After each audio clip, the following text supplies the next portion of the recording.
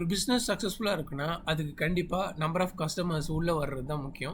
So, அத பண்றது தான் டிஜிட்டல் மார்க்கெட்டிங். ஸோ, யார் வேணா பிசினஸ் ஆரம்பிக்கலாம். பட் ஆனா நம்பர் ஆஃப் கஸ்டமர்ஸ் இல்லன்னா, நம்மளால அந்த பிசினஸ ரன் பண்ண முடியாது. பட் அந்த நம்பர் ஆஃப் கஸ்டமர்ஸ நம்ம பிசினஸ் கொண்டு வந்து நம்ம ப்ராஃபிட்டபிள் ஆக்கி சக்ஸஸ்ஃபுல் ஆக்குறது தான் டிஜிட்டல் மார்க்கெட்டிங். அப்படி நம்ம டிஜிட்டல் மார்க்கெட்டிங் தேவையான எல்லா சர்வீஸஸும் இந்த ஒரு சிங்கிள் வெப்சைட் மூலமா நம்ம எல்லாமே பண்ணலாம். ஸோ, ஜஸ்ட் இப்போ பார்த்தீங்கன்னா, இதில என்னென்ன இருக்குன்னா, logo designs and branding identity, websites பண்ணலாம்.